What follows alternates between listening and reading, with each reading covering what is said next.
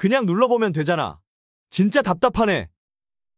여러분, 여러분의 자녀에게 이런 말을 들을 때 겉으로 표현하지는 않아도 자식에게 무시당한 것 같아 가슴 한복판이 아려온 적 있으신가요?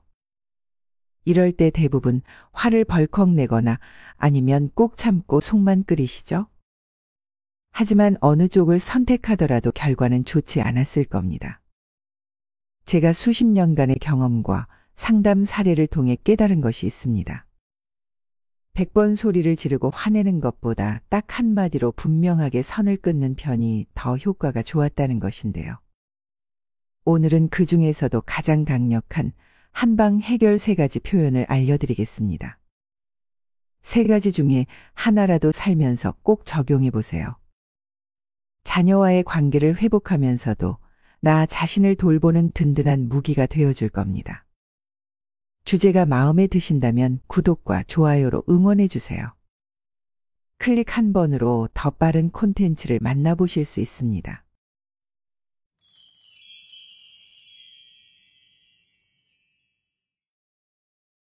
첫 번째, 그래, 네 말이 맞다. 근데 난 네 친구가 아니라 부모야. 지난주 일요일 아침 서울에 사는 67세 한 어머니는 스마트폰 앱을 설치하려다 어려움을 겪으셨습니다. 거실 소파에 앉아있는 아들에게 조심스레 물었습니다. 아들아, 이 앱 좀 깔아볼까 하는데 잘 안 되네. 어떻게 하는지 좀 알려줄 수 있을까? 그런데 돌아온 건 한숨과 짜증 섞인 목소리였습니다. 엄마, 이걸 일일이 설명해 줘야 돼요? 그냥 눌러보면 되잖아. 진짜 답답하네. 아무리 사소한 일이지만 그 순간 어머님은 자신이 무능한 사람이 된 것만 같았습니다. 지금껏 아들을 위해 모든 것을 희생하며 살았는데 돌아온 것은 답답하다라니 기분이 안 나쁠 수가 없었습니다. 저는 이 이야기를 듣고 어머님께 딱 한마디를 알려드렸습니다. 그리고 그날 저녁 아들이 눈시울을 붉히며 정중히 사과했다고 하더군요. 그 한마디가 바로 그래, 네 말이 맞다. 근데 난 네 친구가 아니라 부모야. 도대체 왜 이 말이 그토록 효과가 있었을까요? 오랜 시간 상담을 해오면서 깨달은 사실이 하나 있습니다. 부모와 자녀 사이에는 분명 지켜야 할 선이 있고 이 선이 무너질 때 많은 문제가 시작된다는 겁니다. 사람은 누구나 자신의 위치와 역할이 분명할 때 심리적 안정감을 느낍니다. 친구 사이라면 반말을 하고 장난스럽게 대해도 괜찮습니다. 하지만 부모 자녀 관계는 다릅니다. 서로 존중하면서도 부모로서의 책임과 역할이 따르는 특별한 관계이기 때문입니다. 이 한마디가 효과적인 이유는 크게 다음과 같습니다. 첫째, 자녀의 감정을 인정합니다. 그래, 네 말이 맞다? 라고 먼저 공감해주면 자녀는 내 의견을 무시당하는 건 아니구나 하고 마음의 문을 열게 됩니다. 둘째, 관계의 경계를 분명히 합니다. 난 네 친구가 아니라 부모야 라는 말로 서로의 위치를 상기시킵니다. 우리 문화에서 부모 자식 간에는 지켜야 할 예의가 있습니다. 이 말을 들을 때 대부분의 자녀들은 자신의 행동이 지나쳤음을 깨닫게 됩니다. 셋째, 이 말 한마디는 감정적이기보다는 차분하게 전달한다는 점입니다. 부모가 화를 내거나 서운함을 강하게 내보이면 갈등이 깊어지기 쉽지만 담담한 태도로 나는 친구가 아닌 부모라는 사실을 알려주면 자녀도 반발심보다는 수긍하고 반성할 여유를 갖게 됩니다. 철학자 장자크 루소는 말했습니다. 인간은 자유로울 때 비로소 책임을 배운다. 그러나 그 자유는 부모를 무조건 친구처럼 대한다는 뜻이 아니라 부모를 존중한다는 전제 위에서만 건강하게 발휘될 수 있습니다. 그렇지 않으면 자녀가 부모를 만만하게 여기고 결국 부모 자식 간에 상처를 입게 됩니다. 부모님이 나를 억압하려는 게 아니라 서로 존중하며 살고 싶어 하시는 거구나라는 깨달음을 주는 것이 핵심입니다. 이 말 한마디가 때론 잔소리 100마디보다 훨씬 큰 울림을 줄 수 있습니다. 부모와 자녀 사이의 애정이 깊을수록 오히려 서로를 존중하는 방식에 대해 함께 고민해야 합니다. 두 번째로 알려드릴 말씀은 앞으로는 내가 알아서 해. 입니다. 생각외로 자녀들은 부모가 대신 해결해 주길 바라는 경우가 많습니다. 너무 사랑한 나머지 자식들의 일을 대신 해주기도 합니다. 그런데 이런 일이 반복될수록 자식들은 부모의 호의를 당연시 여기게 되고 우리는 점점 더 무시당하기 쉬워집니다.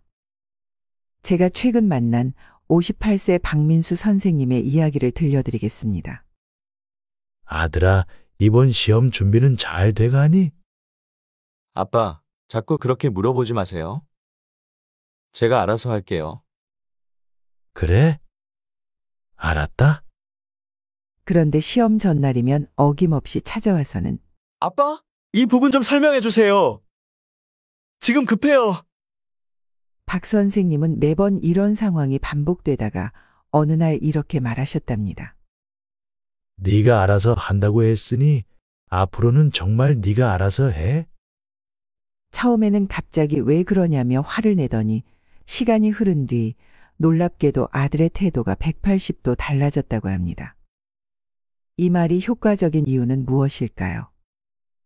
첫째, 자녀에게 진정한 책임감을 심어줍니다. 결과도 네 책임이라는 점을 분명히 알게 되면 자녀는 진정한 책임감을 느끼게 됩니다. 둘째, 부모가 무한 봉사자가 아니라는 걸 깨닫게 합니다. 모든 걸 대신해 주는 건 자녀 성장에 방해가 될 수 있습니다. 부모가 한 발 물러서야 자녀 스스로 문제를 해결하려고 노력하게 됩니다. 셋째, 실패해도 괜찮다는 메시지를 담고 있습니다. 네가 해보고 정말 막히면 그때 이야기하자라는 뜻이기 때문이죠. 스스로 부딪혀보고 필요하면 도와줄 수는 있지만 대신 해주지는 않는다는 원칙을 보여주는 것입니다. 처음에는 앞으로는 네가 알아서 해라는 말이 차갑게 들릴 수 있습니다. 하지만 심리학에서는 이를 건강한 분리라고 부릅니다. 부모가 적절한 거리를 둘 때 자녀는 오히려 스스로 서는 힘을 기르게 되죠. 자녀 입장에서는 순간 당황할 수 있지만 곧 이건 내가 해결해야 할 문제구나라고 인식하게 됩니다. 이 과정을 통해 자녀는 시행착오를 겪으며 성장하고 부모도 무조건적인 해결사 역할에서 벗어나 서로의 존엄성을 지킬 수 있게 됩니다. 여러분, 이제 마지막으로 가장 강력한 한마디를 알려드리겠습니다. 지금 너는 나를 가르치고 싶은 거야? 아니면 무시하는 거야? 입니다. 요즘 자녀들이 자주 하는 말이 있습니다. 엄마 왜 이런 것까지 물어봐? 이렇게 하면 되잖아. 아빠, 요즘은 아무도 그렇게 안 해요. 진짜 답답하시네요? 이런 말을 들을 때마다 가슴이 얼마나 아프신가요? 수십 년간 정성과 사랑으로 키웠는데 이제는 무지한 사람처럼 취급받는 것 같아 서글픔이 밀려옵니다. 부모 자식 간의 은혜는 바다보다 깊고 하늘보다 높다. 라는 말이 있습니다. 하지만 요즘은 그 깊고 높은 은혜가 엄마는 왜 그것도 몰라요? 한마디에 너무 쉽게 무너져 버리는 듯해 안타까울 때가 많습니다. 이럴 때 화를 내거나 감정적으로 대응해버리면 관계가 더 나빠지기 십상이죠. 대신 이렇게 물어보시면 어떨까요? 지금 엄마를 가르치려는 거니? 아니면 무시하는 거니? 제가 최근 만난 63세 김명자 어머님의 이야기를 하나 전해드릴게요. 김 여사님은 스마트폰으로 은행 업무를 보려다가 어려움을 겪으셨다고 합니다. 그래서 아들에게 도움을 청했는데 돌아온 대답이 엄마는 왜 그것도 못하세요? 유치원생 거 다 하는 건데? 이 말을 듣는 순간 마음이 울컥하셨지만 김 여사님은 억지로 화를 누르고 차분히 말하셨답니다. 엄마가 지금 잘 이해가 안 돼서 그러는데 너는 엄마를 가르치고 싶은 거니? 아니면 무시하는 거니? 그 한마디에 아들은 얼굴이 화끈 달아올랐다고 하네요. 아, 죄송해요. 엄마. 제가 너무 건방졌네요. 이처럼 지금 나를 가르치고 싶은 거야? 아니면 무시하는 거야? 라는 말이 강력한 이유는 크게 다음과 같습니다. 첫 번째는 자녀에게 잠깐 멈춤의 시간을 줍니다. 대화를 잠시 멈추고 돌아보게 만듭니다. 평소라면 무심코 내뱉을 말을 잠시 멈춰서 아, 내가 좀 심했구나 깨닫게 해주는 거죠. 두 번째는 명확한 선택지를 줍니다. 가르치려는 것과 무시하는 것 사이에서 자녀가 실제로 어떤 태도를 취하고 있었는지 스스로 인식하게 합니다. 대부분의 자녀는 부모를 무시하려는 의도까진 아니었다고 느껴 내가 지나쳤구나 하고 반성하게 됩니다. 세 번째는 감정 싸움을 피할 수 있습니다. 화를 내거나 소리 지르는 대신 차분히 물어보는 방식이기 때문에 자녀도 한결 마음을 가라앉히고 대화를 이어갈 수 있습니다. 독일의 철학자 한나 아렌트는 말했습니다. 진정한 대화는 서로의 인격을 인정할 때 시작된다. 이 질문은 단순한 지적이 아니라 나도 너의 부모이고 한 사람으로서 존중받아야 할 자격이 있다라는 사실을 담담하게 보여주는 방법입니다. 하지만 꼭 주의하실 점이 있어요. 이 말을 하실 때는 차분하고 담담한 어조로 인격적 존중을 담아 말씀하셔야 합니다. 비꼬거나 화난 목소리로 하면 오히려 역효과가 날 수 있습니다. 결국 우리가 바라는 것은 자녀에게 우리 역시 한 사람의 인격체라는 사실을 다시금 떠올리게 만드는 게 목적입니다.